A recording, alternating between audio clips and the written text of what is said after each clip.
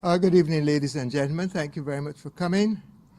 My name is Arnold Ward, as you know, and I've been writing for quite a while. I'm also an actor, and I've been performing with the Green Room. You hear no, Kevin? I've been performing with the Green Room for several years.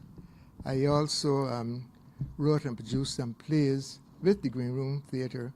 So I've had a long, I don't know if distinguished, but a very interesting career.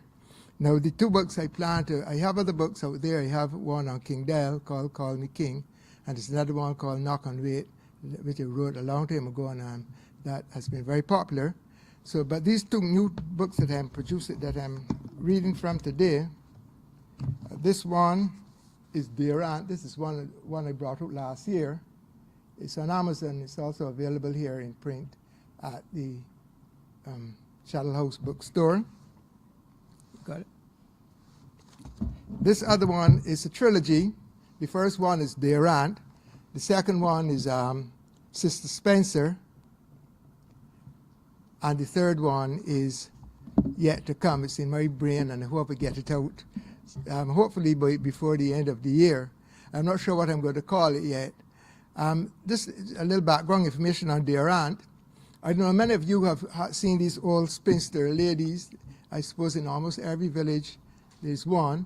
And Dear Aunt was, I remember when I was a youngster, there was an old aunt, which we call Aunt Ellen, or Aunt Ellen, and she stayed with us, and she was very grumpy all the time and so on.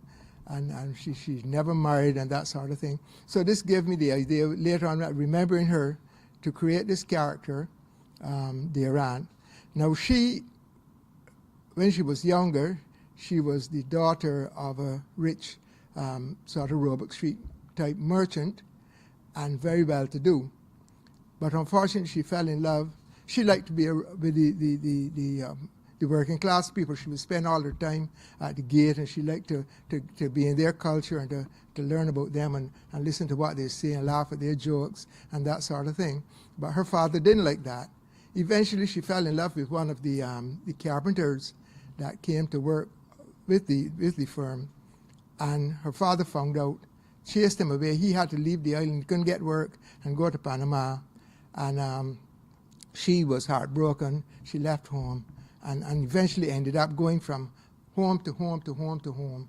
And eventually, she comes and lives with the family in this book, and this tells the interaction between them is a heartwarming interaction between her and the young children in the home. I think you will find it very interesting and stimulating. So I'll read a little bit for you. This is Isa, an old hawker, and Dear Aunt, her name was Jewel. Jewel liked very much, and she is there at the gate fussing because she's had a quarrel with her best friend, Agatha. So I'll just read a bit of that. Isa was in a bad mood this morning. The evening before, she had cause to curse a gaffer, her next-door neighbor. She had given her former friend a very unpleasant piece of her mind, and they were no longer on speaking terms. Isa knew that this sad state of affairs would only last for a week or two before the healing and final forgiveness took place, but she hated unpleasantness and strife. "It ain't me, it is you, you confuse," she sang as she set up her stall. She pulled and tugged at her equipment with great vigor, exerting her angry strength on any item on her tray that would not immediately stay in place. "You wake up this morning, then say your Lord's Prayer. It ain't me, it is you, you confuse." After every verse, she would loudly argue her case. There was no one about, but that did not stop her from arguing loudly and convincingly. She had to justify her actions to herself, if to no one else. "You can't talk to she. She don't listen to nothing you say. It ain't like I tell she to cut down the whole tree. I ain't tell she to cut it down. I only ask you to cut down the part that hanging over my house. That's all, dear. If a highway come and it broke off that branch, and when it dropped down and damaged my old house, who got money to repair it? I might be in bed sleeping. Suppose I am in my bed sleeping and that big apple guava tree branch fall down through the ceiling and kill me. I as a woman that does have to work every day for a living, I ain't got nobody to support me. She was almost now fully convinced of her righteousness of her actions. She plaintively sang the chorus of a popular hymn before continuing her soliloquy. That lazy man she got about there, I don't know what use he is. He only interested in picking the fruits and selling them. He just like to be climbing all over my roof, breaking down my paling, all my yard full of leaves, pieces of rotten wood and dry guavas. I got to be sweeping all the time. Bird mess everywhere and black ants all over my bleaching rocks. She got to trim it. I ain't going to rest until it gets trimmed. So that was her problem, and then Joel comes and tries to calm her down. I'll just read another part here. I'll read a piece from Sister Spencer. This is when after she comes to live in this house, she joins the church, and living in the church helps to bring her back to herself.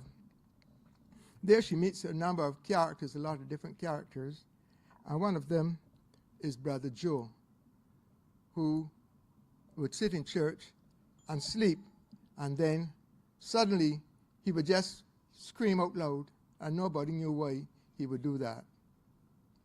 So I'll just read that section about Brother Joe so you would know why. Brother Joe slept in church because he found it difficult to sleep at home. Here in the peace and prayer of this place, he often found reprieve from the terrible nightmares that so often troubled him. He would slumber contentedly through the sermon and would sometimes have to be roughly aroused and ejected when the sexton, a no-nonsense individual called Barker, was ready to shut and secure the church. But too often, even here, soon after he closed his eyes, he will find himself being transported to the kitchen of Joe's joint, the diner he once operated. The nightmare always began with him working the grill, preparing portion after portion of chicken parts, burgers, and greasy barbecued pigtails. The cow heel soup, macaroni pie, maljal, and salad had been prepared earlier. His was a small but busy operation. Joe did the cooking. His cousin Bernard doubled as disc jockey and bartender, while Mavis, Joe's girlfriend, served the food and cleared the tables. Weekdays were usually quiet, and they managed quite easily, but on Friday nights, their skill and endurance were tested to the limit. Joe was proud of his team. Bernard could always manage to determine the mood of the crowd and would switch the music he produced from the compact disc he pre-recorded at home to the noise and confusion. Coming from the bar area, now claiming his attention. Oh dear. From to suit the preferences and the occasion. Tonight was a good night. A critical UEFA football match was being screened, and a number of noisy, free-spending young men were already stationed at tables, arguing loudly over their bottles of brandy and beer. Joe's only concern was the presence of Big I, the local drug pusher, and 3 of his associates. Joe disliked Big I intently for the role he played in the distraction of young minds, but the gangster was Mavis's brother, so he could not be barred from entering the premises. Besides, Big I was a huge man with a violent temper, so Joe was not willing to risk a confrontation with him.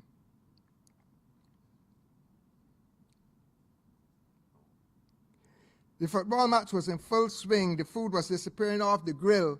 Drinks were flowing. The arguments, observations, cheers, and boos were ringing through the village when tragedy struck. Mavis, in a hasty effort to clear the tables, accidentally stepped on the expensive sneakers of one of the young men. In pain and anger, he sprang up, and before she could open her mouth to apologize, struck her a hard blow to the face that sent her staggering back against the bar. She slid to the floor and sat there for a moment, shocked and surprised, as were most of the patrons. Then, after eager hands had managed to assist her to regain her feet, she fled in tears to the ladies' washroom. Big I had been drinking and was engaged in boisterous but friendly arguments with his companions.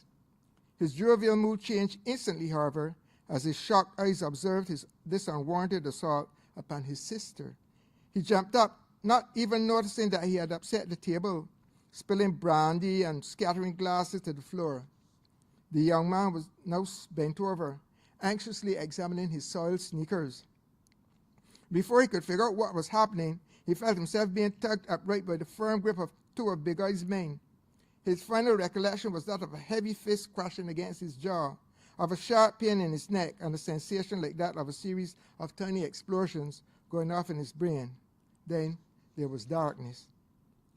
Joe had rushed to the washroom to console Mavis, but found that she had locked the door, preferring to be left alone until she was able to compose herself. She would be all right, he knew. He would get to comfort her later, showering her with love and attention, and in a few days she would be her old self joking with bar regulars about the incidents.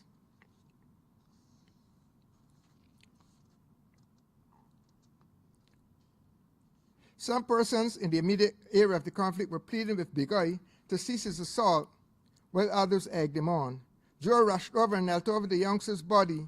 He was obviously in a very poor condition and in need of urgent medical attention. Joe believed that the young man had suffered enough for his hasty action. Mavis, he was sure, would be quick to forgive him. In a desperate surge of courage, he looked up into the bloodshot eyes of the pusher. "Big Eye, stop beating this poor young man," he almost screamed. "Get out my place. I want you and your friends to leave my place right now." Big Eye looked contemptuously down at Joe. He yearned to smash his fist into the resolute face that confronted him. But one does not become a successful nor elderly criminal by being stupid.